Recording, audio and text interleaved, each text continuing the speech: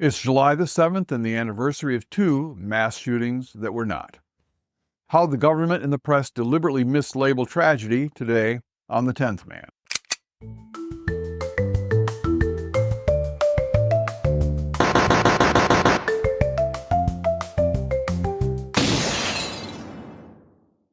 Today on The 10th Man, we're talking about two attacks with the same date. July 7th, 2005, 20 years ago, bombs ripped through the London Underground, the subway, with 52 killed, over 700 injured. And July 7th, 2024, gunfire erupts at a so-called block party in Detroit.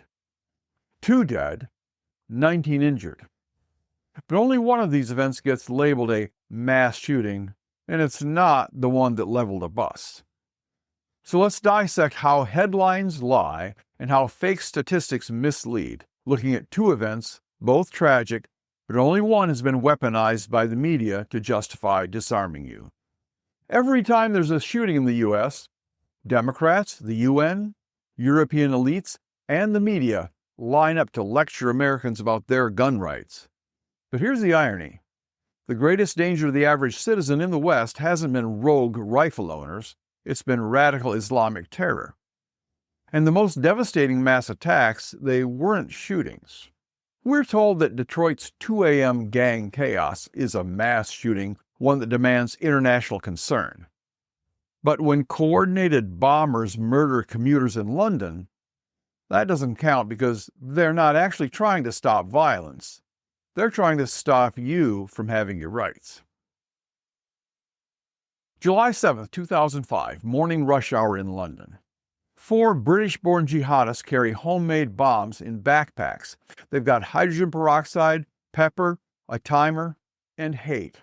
All the ingredients for mass murder. They board 3 underground trains and 1 red double-decker bus. At 8:45 a.m., the explosions begin. First at Aldersgate. 7 dead, 170 injured. Just seconds later, Edgware Road. 6 dead, 160 injured. At 8:50, Russell Square. 26 dead, 340 injured. And at 9:47 at Tavistock Square Bus, 13 dead, 100 injured. 52 people were killed. Over 700 people were injured. Most of them victims who were just trying to go to work. The attackers used everyday materials to create their weapons. There were no semi-automatics, no high-capacity magazines, no ghost guns, and no American gun culture to blame. And yet the attack has been forgotten. After a mass shooting at a school in Graz, Austria in June 2025, the Washington Post ran a widely shared chart on global mass shootings to show how dangerous all the guns in America are. Of course, only 2 mass shootings were listed for the UK on this chart, of all the mass shootings since the year 2000, and it wasn't 7/7. Because the 7/7 attacks weren't a shooting, and shootings are all that count to fake news outlets like the Washington Post. And since it wasn't a gun, Britain didn't respond by attacking the tools. They didn't go after beauty supplies and chemical fertilizers. They responded with more intelligence sharing, more resources from MI5, and training the public to report danger. They went after the terrorist networks, not the tools they use, and not citizens. Which raises the real question, why don't our politicians and media all over the world treat terrorism as a greater threat? Because now, jump forward 19 years, same date, July 7th, 2024. Detroit, Michigan. A so-called block party, but this wasn't families grilling burgers on the sidewalk. It wasn't couples strolling through the neighborhood, meeting new friends and greeting old ones. It was a Snapchat flash mob. 300 strangers swarmed a residential neighborhood, and it was the middle of the afternoon? No, it was the middle of the night. No one from the block hosted it. On the contrary, streets were blocked, and locals were trapped in their homes at 2:25 a.m. And remember, 2:25 p.m. would be a good time for a block party, but this was a.m., and gunfire suddenly erupted. There were multiple shooters, at least one illegal Glock switch, homemade one, and more than 100 rounds were fired. Nearly a dozen handguns were recovered. 2 people died and 19 more were wounded.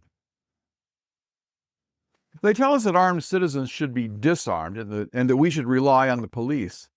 But in Detroit a year ago, just a month prior, when the police came, they started shooting and 2 people were hit. One of them died at another so-called block party.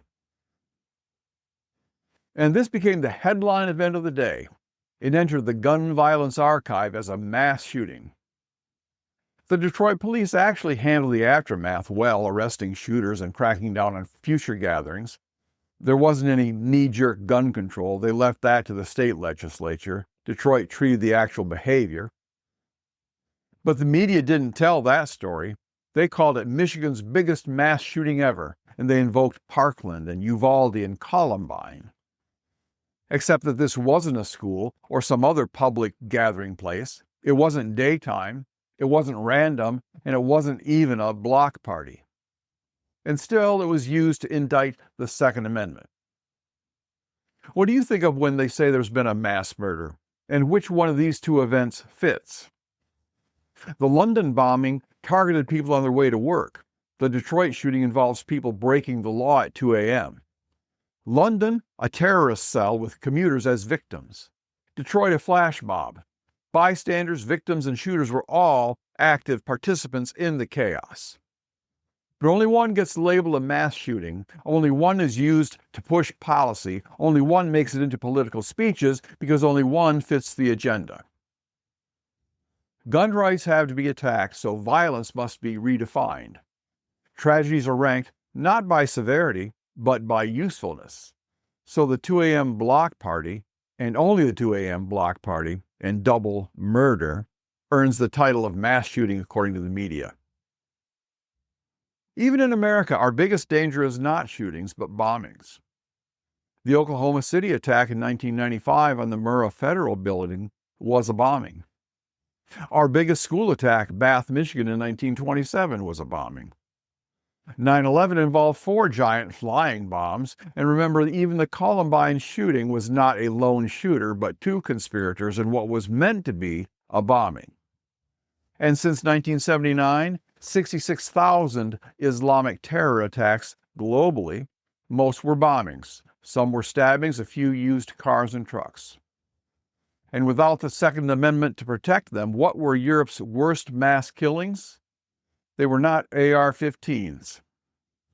Nice, France, 2016. 86 people killed by a truck. Manchester Arena in the UK, 2017. 22 people killed and over 1,000 injured by a bomb at a concert. Paris, 2015. 130 killed by bombs and machine guns. Terrorists sprayed gunfire on people who could not shoot back. So tell us what good it does to ban AR-15s and high-capacity magazines in civilian hands. And why don't these incidents make the Washington Post chart? Because they're not gun violence, and gun violence is the narrative. The July 17, 2024 block party mass shooting was the star entry in the database of the Gun Violence Archive for that day. The Gun Violence Archive is the favorite source of the anti-gun media because they'll count any incident with 4 people shot, even if they're only scratched. And it doesn't matter who, it doesn't matter why, it doesn't matter where. The U.S. does not have a gun problem, it has an urban crime problem. But the government and the mainstream media are not interested in attacking crime because it's easier to attack guns. So the Gun Violence Archive numbers get plastered across the headlines, reported by CNN, and cited by members of government. And worse, they're used by foreign media and global institutions to argue that America is uniquely violent and irresponsible, when it's actually the safest place on earth. Meanwhile, a coordinated bombing of public transport with 52 dead, not a mass shooting. Therefore, not relevant. The media, the government, and international bodies like the UN ignore bombings because bombings don't justify banning your guns. Human rights are dangerous. That's what makes them sacred. You can misuse free speech. You can abuse due process. You can misuse firearms. But none of that means your rights disappear. And still, every time there's an urban shootout in America, foreign politicians wag their fingers, the UN condemns, the EU lectures, Democrats quote Europe as the model, but Europe has terror, knife attacks, acid attacks, mass stabbings, truck rampages. They disarmed their citizens, and now those citizens get bombed. Instead, we kept our guns, and we get blamed for their problems. Two events, same day of the year, different reactions. The London bombing, real terrorism, random victims, a potential threat to everyone who just wants to live a normal life. The Detroit shooting, a criminal gathering, preventable, localized, and exaggerated. But only Detroit became political ammunition. Only Detroit was added to the fake numbers. Only Detroit triggered new cries for control of the people because the people in charge aren't trying to stop danger, they're trying to stop you. If bombs don't count but pop-up parties do, you're being lied to.